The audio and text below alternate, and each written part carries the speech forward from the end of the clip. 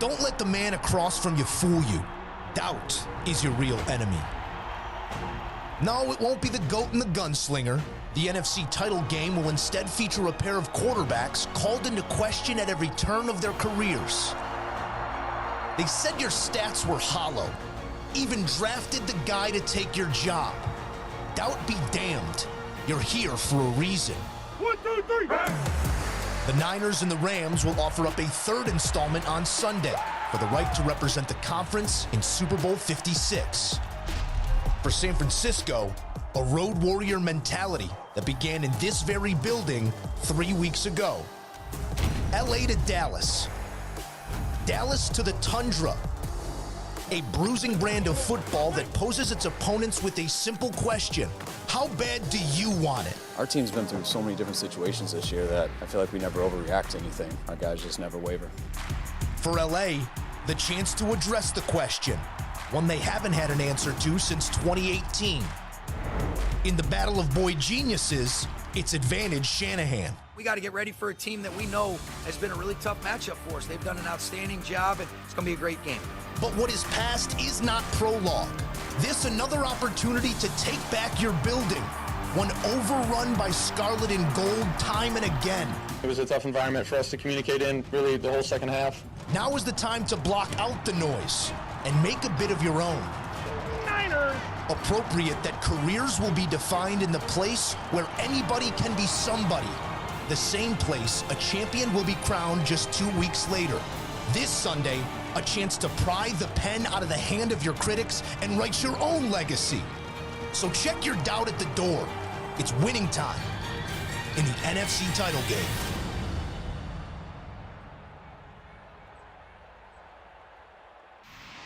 And to preview the NFC Championship game, we have a couple of legends, guys who have been there and done that with the Niners and the Rams. Eric Dickerson played in the 1985 NFC Championship game for the Rams against the Bears. Charles Haley's played in more than a handful of NFC Championship games. Eric, I want to start with you to take us back to what that was like for you playing in that game, and I guess the misfortune of having to go up against the greatest defense we have ever seen. I think the only misfortune is that we didn't have a quarterback. And I always tease the guys from the Bears. I tell Richard Dentis all the time, I say, man, if we'd had a quarterback, that would have been a different outcome. Because all we had was a running game. That was basically it. But let me tell you, that was a great defense. They were hard to run against, hard to move the ball against. And going to Chicago, it was freezing cold. Then we got behind, it started snowing. That made it even worse. But that was real football back in those 80s.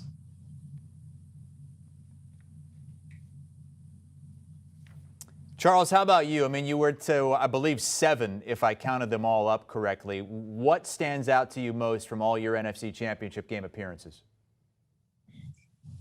It's like Eric said. You have to have your Warriors.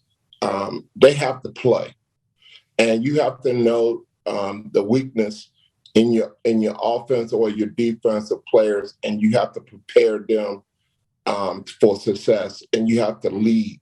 And that's the greatest thing I learned when I played with the 49ers is playing with Ronnie and those guys, is that they showed up every game. And, we played smash mouth football. We didn't play two-hand touch.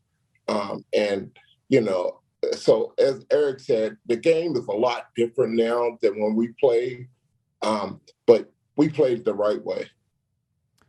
Charles, how many games would you get kicked out of these days with the rules they have for the late hits on the quarterbacks? On the quarterback? No, yeah. With the question you should ask, how many of these quarterbacks, when I played, if they'd have played in our era, how many of these quarterbacks would be great? That's the question you have to ask. How do you quantify these guys? Like Tom Brady, the guy at Green Bay, all these guys. Hey, they will not have last against guys like us when we played. You got Bruce Smith, Reggie White. Hey, bruh. Hey, it ain't no easy day.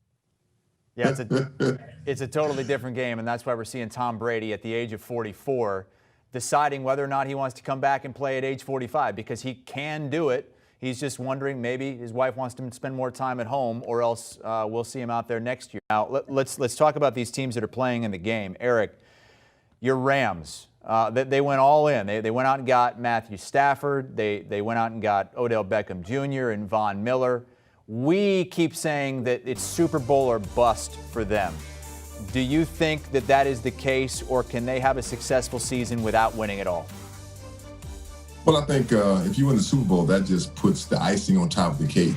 I mean, we're here at the gate trying to get in, knocking at the door, trying to get in to play a Super Bowl game. I mean, I don't think – some people didn't think we'd get this far. They thought that we mortgaged too much, to get the players.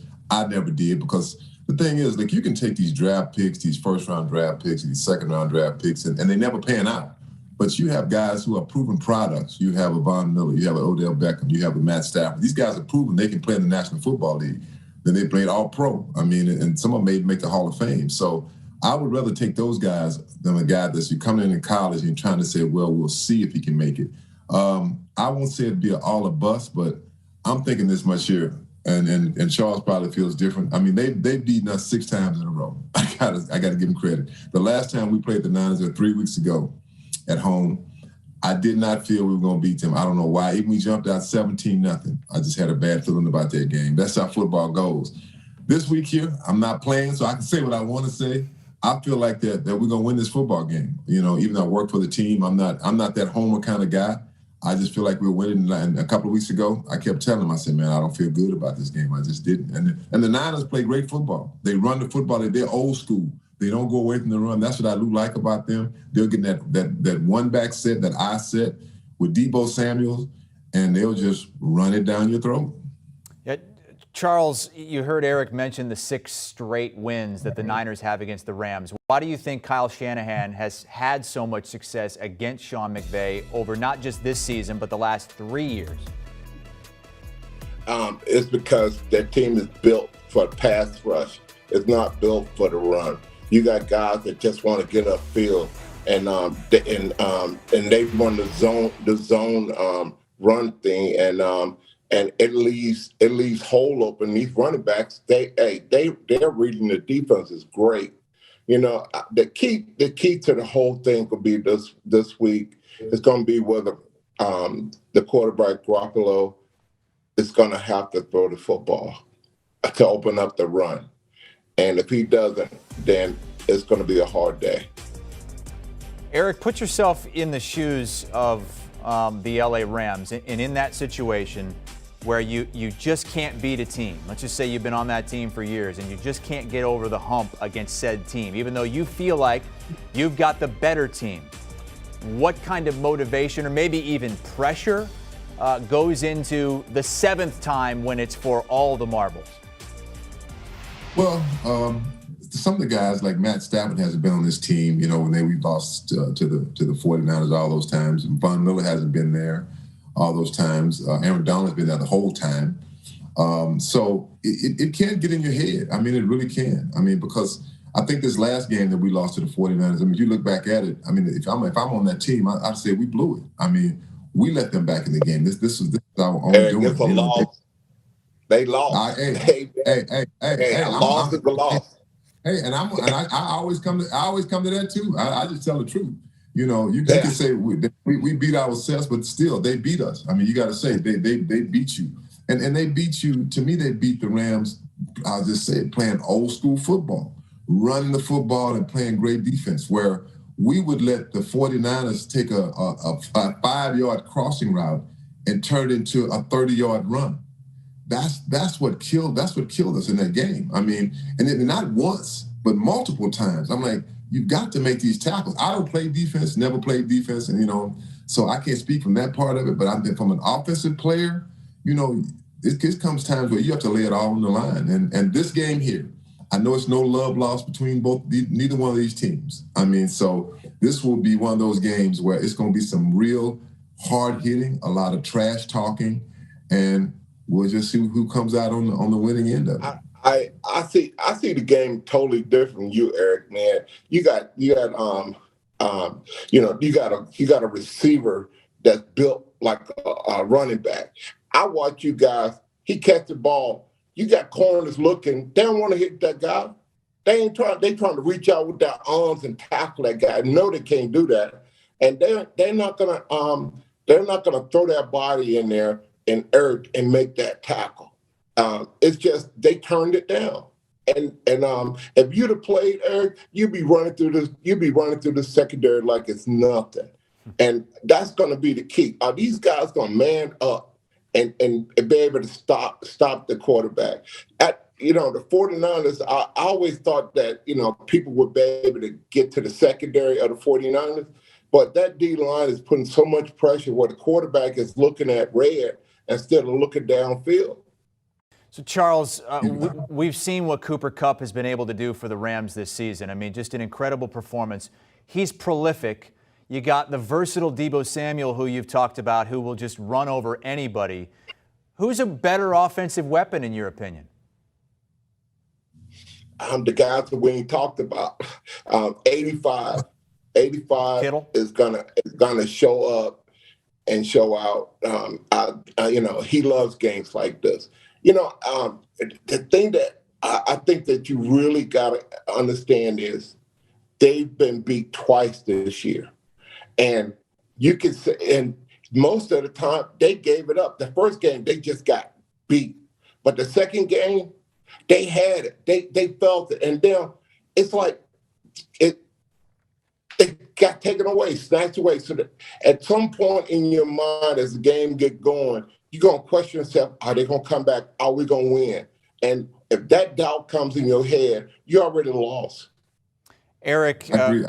go ahead. I agree with that. I agree with what Charles says, on that sometimes when you play a team, that team for me was, and they weren't even that good, the New England Patriots. I mean, we struggled beating them. I mean, when they were bad, and it'd get in your head like, man, wow, what's the deal here? Like we'll play a tough football team the week before, then they blow them out and just take control of the football game. Like sometimes a team like the Patriots that wasn't that good back in the 80s, for some reason they had our number. And like I said, these last six meetings between the Rams and the 49ers, the 49ers have had the Rams number. And sometimes it does get in your head.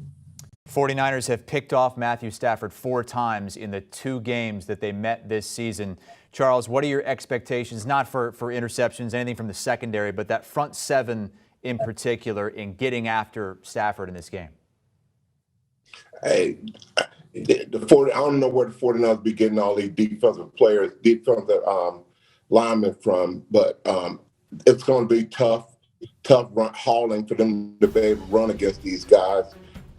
But I just think the key to the game is going to be Bosa. It's going to be the 2 linebackers.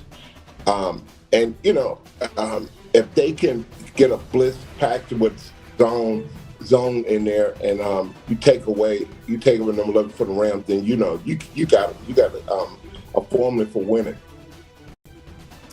Eric, how about Cam Akers? Because we started off this postseason praising him for returning from that Achilles, and it is incredible. Is there any concern, though, from you or maybe concern from the coaching staff that they're not going to trust him as much because of the fumble issues he had last week? I mean, that's just part of the deal. I mean, it'd be no different if Matt Stafford threw 2 interceptions. He's thrown multiple interceptions. I mean, you got to trust him. You got to go with your guy. That's the guy that you have in there. Same things happened to me. I won't forget we played the Redskins in a playoff game. I still remember it because it was the worst football game I played my whole career. I had 3 fumbles, and that was just one of those days you couldn't hold on to the ball no matter what happened. I mean, it was one of those days. And last Sunday was one of those days for Cam Akers. It really wasn't. I mean, and you go back look at Matt Stafford. He struggled throwing interceptions. So I don't think you can't worry about that. You really can't. I mean, I know one thing: the 49ers will be pulling at the ball, try to strip the ball away, and if it happens, it will get in his head. But I trust Cam.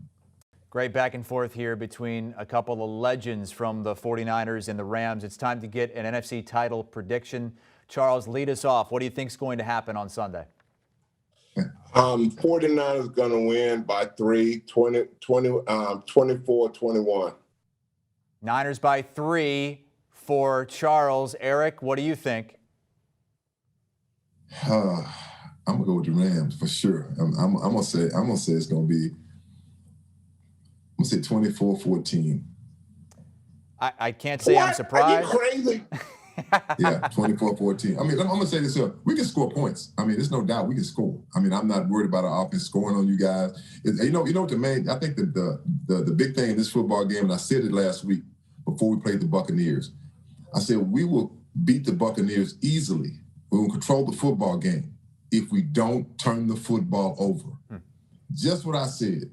If we didn't turn that ball over, that game would have been 45-3. This football game, if we don't turn the football over, we will control this football game because we can score. It's no doubt. The 49ers can score points, but they run the football to score their points. And I'm gonna tell you, the Achilles heel in this football game is that Garoppolo. We're gonna make your quarterback beat us, not your running game. Just like the Bears did to us. We're gonna try to make me beat them, not our quarterback. Hey, Eric, when we played against you, you ran the ball. When you got them 100 yards, that means you ate up the clock. Joe Montana was not on the field. So if they can run the ball and keep him off the field, then you put the pressure on Matt Stafford to have to come in and throw the ball to win. I think we got chances to win that when you come to that. I like that. I like that formula too. But I'll tell you, you're gonna be playing from behind again. We're not gonna give it up this time. Charles, you said you're going to the game. I was under the impression that they weren't allowing any San Francisco fans into the building this weekend. Hey, you know what? They put me up there where Jesus is. I'm telling you, I'm up there where I'm gonna have to take an oxygen mask. You know, I'm going like, Jesus, help me. Up in the atmosphere. Guys, great stuff. You guys need to get a podcast going together. Really passionate back and forth. Charles Haley, Eric Dickerson, couple of the greats from the San Francisco 49ers and the LA Rams. Thank you so much, guys.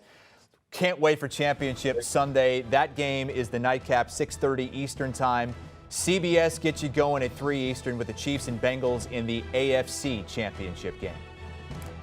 Want a sports network that delivers everything that matters about the game? The highlights, the picks, the instant analysis. No yelling, no fake debates, no politics. Hit the subscribe button and never miss a moment.